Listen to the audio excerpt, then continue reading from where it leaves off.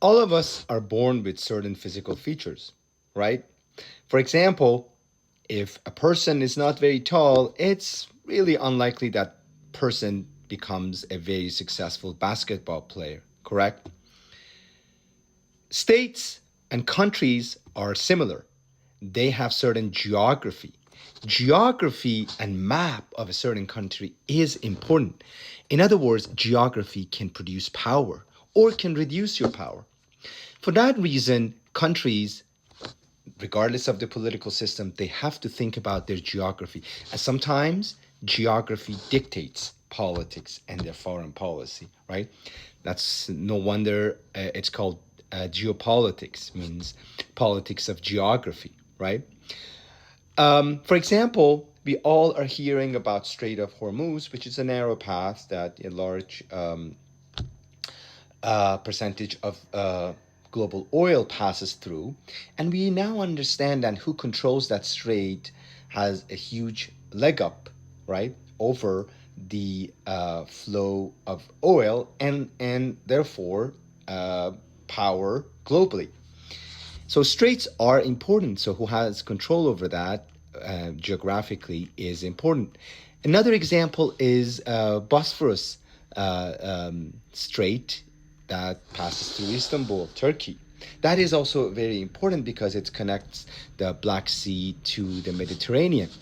And Russians are have been trying throughout their history to get control and get to the warm water because Russia has this problem that a lot of these shores are frozen. So most of the year they're frozen, so they need to have access to warm water. And that has created some sort of a geopolitical challenge for Russia. And now you can imagine that that strait is controlled by Turkey, which is a NATO member, which is friendly to the United States. And now Russia needs that strait. So that's another issue, geographic limitation. The other one is Strait of Malacca, which runs between Malay Peninsula and Indonesian island of Sumatra. That's also very important, 505 miles long at its narrowest point, about 1.57 miles wide. Why is it important? Because about 40% of global trade goes to the Chinese economy. So that strait is very important to the Chinese economy. And guess what? That is controlled largely by the United States, which is a dominant presence in the Indo-Pacific.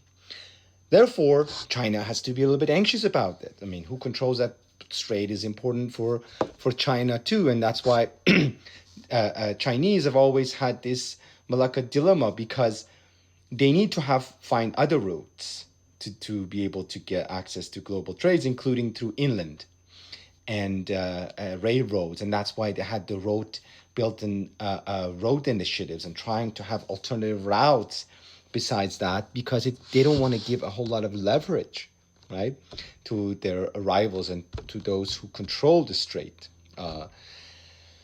So this is very important.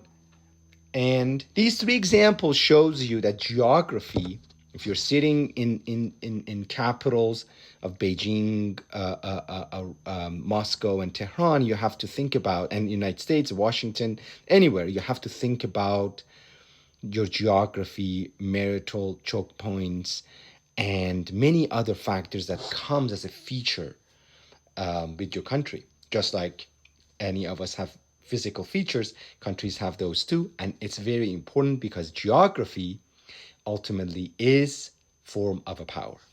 Thank you.